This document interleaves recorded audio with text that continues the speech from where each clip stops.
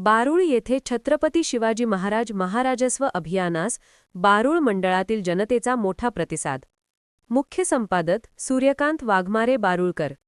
बारूळ महसूल विभागाच्या विविध सेवा व नागरिकांच्या तक्रारीचे तात्काळ निराकरण करण्यासाठी तहसील कार्यालय कंधारतर्फे छत्रपती शिवाजी महाराज महाराजस्व समाधान शिबिर या अभियानाचे आयोजन करण्यात आले होते। या अभियानांतर्गत महसूल विभागाचे विधी, योजना व सेवा नागरिकांना एका छताखाली उपलब्ध करून देण्यात आल्या।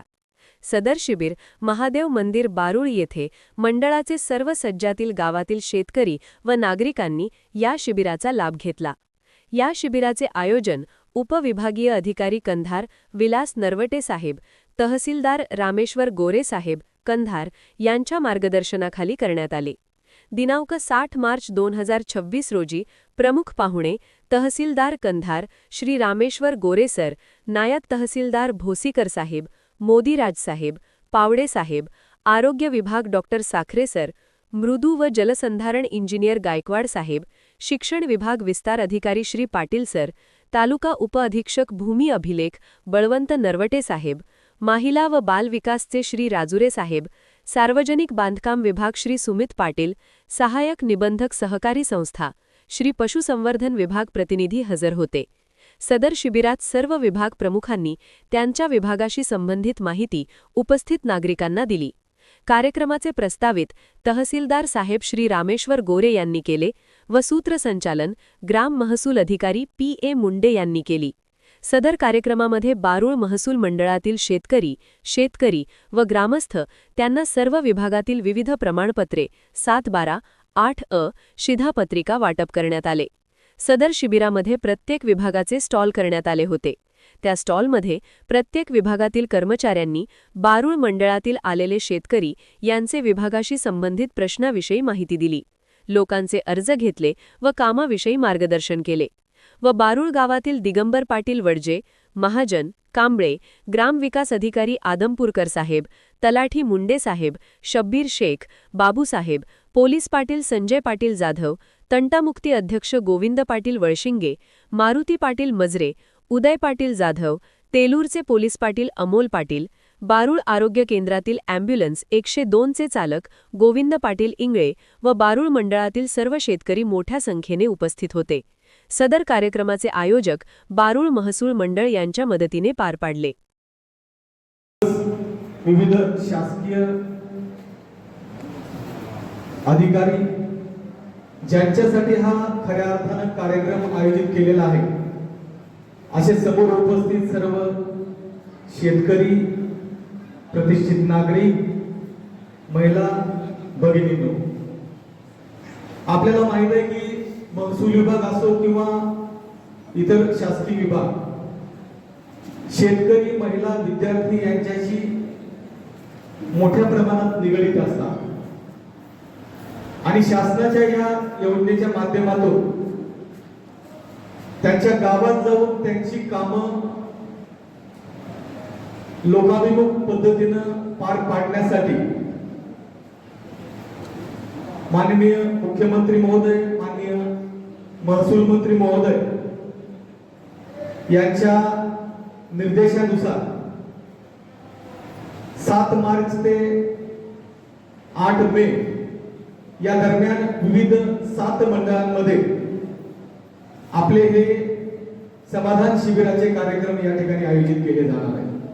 त्यातील पहिला कार्यक्रम म्हणून आज आपण या ठिकाणी बारूळ मंडळामध्ये समाधान शिबिर या ठिकाणी आयोजित केलेलं आहे। याचा प्रमुख उद्देश असा आहे की आपण मागच्या टप्प्यामध्ये जिवंत सातबारा ही योजना राबवली, त्याच्यामध्ये जे मयत लोक आहेत त्यांच्या वारसांची नाव नोंदणी असेल किंवा बऱ्याच वेळेला आपण बघतो की बोजा भरलेला असतो पण इतर अधिकाऱ्यांमध्ये तशीच नोंद राहिलेली असते, म्हणजे 7/12चं वाचन करून त्याचं अद्यावधीकरण करणं हा प्रमुख उद्देश आहे।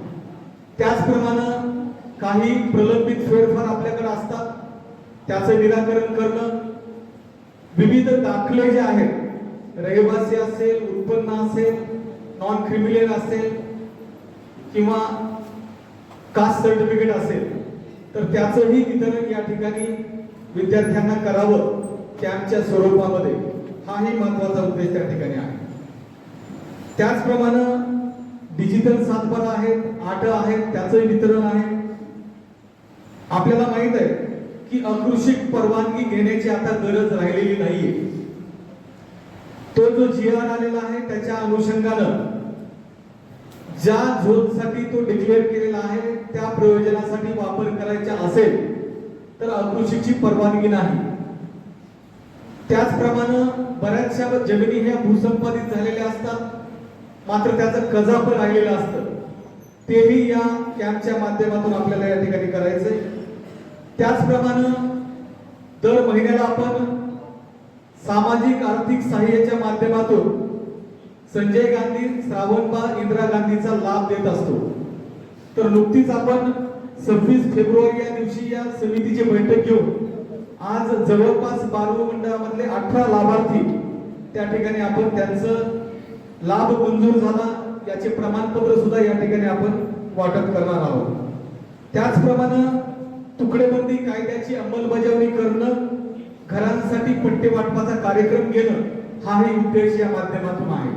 म्हणजे जवळपास 15 पेक्षा जास्त महसुली सेवा, त्याचप्रमाणे या ठिकाणी विविध विभागांचा सुद्धा समावेश करण्यात आलेला आहे. ग्रामविकास विभागाच्या मार्फत घरकुलाच्या संबंधित किंवा इतर या योजना आहेत त्याची माहिती देणं, त्यानंतर आपल्या एकात्मिक बाल विकासच्या माध्यमातून महिलांसाठी ज्या काही विविध योजना राबवल्या जातात त्याची माहिती देणं, शिक्षण विभागाच्या माध्यमातून आपण जे काही RT आणि इतर कायदे आहेत त्याच्या अनुषंगाने कशा प्रकारे लाभ देतो आणि सध्या काय परिस्थिती आहे याचंही मार्गदर्शन करणं, हा प्रमुख उद्देश ठेवून हा कार्यक्रम या ठिकाणी आयोजित केलेला आहे. या कार्यक्रमाला खरं तर आपले लोकप्रतिनिधी आदरणीय प्रताप पाटील चिखलीकर साहेब सुद्धा येणार होते, मात्र अचानकपणे त्यांना काहीतरी इमर्जन्सी वर्क लागल्यामुळे ते आलेले नाही. पण त्यांचाही संदेश असा आहे की जास्तीत जास्त लाभार्थ्यांपर्यंत आपण पोहोचावं आणि या शिबिराचा आपण लाभ घ्यावा. प्रास्ताविकामध्ये एवढंच बोलतो आणि आपण वेगवेगळे जे पुढील टप्पे पार पाडणार आहोत त्याच्यासाठी शुभेच्छा देतो. धन्यवाद. छत्रपती शिवाजी महाराज, सामाजिक चळवळीचे प्रणेते महात्मा ज्योतिबा फुले, शाहू महाराज, डॉक्टर बाबासाहेब आंबेडकर आणि इथे जमलेल्या सर्व गावकरी मंडळी आणि उपस्थित अधिकारी कर्मचारी या सर्वांना मी सर्वप्रथम नमन करतो. हा कार्यक्रम घेण्यामागचा उद्देश काय आहे हे आपल्याला तहसीलदार साहेबांनी समजून सांगितलेलंच आहे की शेतकऱ्यांशी ज्या काही समस्या आहेत त्या समस्या प्रशासन आपल्यापर्यंत येऊन सोडवण्याचा प्रयत्न करणार आहे. त्यामुळे या समाधान शिबिराचा आपण सर्वांनी जास्त लाभ घ्यावा असं मी सर्वांना आवाहन करतो. यासोबत मला काही विशेष मुद्दे सांगायचे आहेत. त्यामध्ये आपला सातबारा हे रेकॉर्ड अद्याप असणं खूप महत्वाचं आहे. कारण काय होतं की उद्या कुठला वाद निर्माण झाला किंवा एखादा भूसंपादन आला, एखादा हायवे गेला, त्यावेळेस असं होतं की तुम्हाला लक्षात आलं की यामध्ये नाव वडिलांचंच राहिलेलं आहे किंवा आपले काही नाव इतर अधिकारामध्ये राहिलेले आहेत किंवा आपल्याकडे एकीकडे सातबारा दुसऱ्याच गटामध्ये दिसतोय आणि असे प्रॉब्लेम झाल्यामुळं किंवा नावाची जी स्पेलिंग असते त्यामध्ये चूक राहिल्यामुळं आपल्याला जो मावेजा मिळतो तो मिळण्यामध्ये बऱ्याच अडचणी येतात. त्यासोबतच आता आपण वडिलांच्या शेत पाणंदरस्ती योजना देखील आणलेली आहे. यामध्ये आपण जे काही पाणंदरस्ते आहेत त्याचं मजबूतीकरणाचं काम करणार आहोत. तर यामध्ये देखील आपल्याला शेतामध्ये जाणारे जे काही रस्त्यांचे प्रॉब्लेम आहेत ते देखील आपण सोडवणार आहोत. आपल्याकडे बऱ्याच वेळा असं येतात की आमचा शेत रस्ता अडवला किंवा आमचा रस्ता नाही आहे. तर त्या संदर्भात मी तुम्हाला सांगणार आहे की ज्यावेळेस शेत रस्ता अडवला जातो किंवा तुम्हाला शेत रस्ता हवा आहे, यामध्ये दोन कायदे लक्षात ठेवायचे. एक म्हणजे महाराष्ट्र जमीन महसूल संहिता कलम 143. जर एखाद्या शेतकऱ्याला शेतात जाण्यासाठी रस्ता नसेल आणि त्याला नवीन रस्ता हवा असेल त्यावेळेस कलम 143 अंतर्गत आपण अर्ज करायचा असतो किंवा तहसीलदार साहेबांकडे केस दाखल करायची असते. आणि फक्त अर्ज दाखल करणं म्हणजे केस दाखल करणं असा अर्थ होत नाही. दुसरी गोष्ट, जर तुमचा रस्ता कोणी अडवला असेल तर त्यासाठी आपल्याकडे मामलतदार न्यायालय अधिनियम कलम 5 आहे.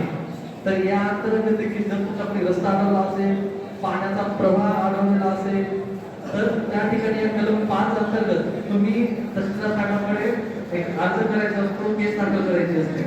ज्यावेळेस तुम्ही ही प्रोसेस फॉलो करता त्यावेळेस तुमची जी रस्त्याचा विषय आहे तो लवकर मार्गी निघतो. आपण दरम्यान विचार काय करतो की डेप्युटी कलेक्टर साहेबांकडे आपण अर्ज करतो, परंतु याची योग्य प्रोसिजर ही तहसीलदार साहेबांकडे केस दाखल करून लवकरात लवकर निर्णय घेऊन जर आदेश त्यांचा झाला तर त्या आदेशाला तो व्यक्ती नाकारू शकत नाही, आणि जर कुणी या आदेशाचं उल्लंघन करत असेल तर त्यांच्यावरती कारवाई होते. त्यामुळे सर्वांनी इथून पण लक्षात ठेवायचंय की जर कोणाचाही रस्ता अडवला गेला असेल किंवा नवीन रस्ता हवा असेल तर त्यांनी तहसीलदार साहेबांकडे कलम 143 किंवा मामलतदार न्यायालयातील कलम 5 अंतर्गत अर्ज करावा.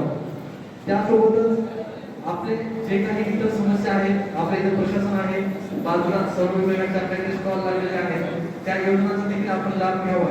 आणि आपल्या ज्या काही आता समस्या असतील, एखादी गोष्ट आपल्याला समजत नसेल तर सर्व डिपार्टमेंट आपल्यासमोर उभे आहेत, आपण त्याच्यासमोर आपल्या समस्या सांगाव्यात.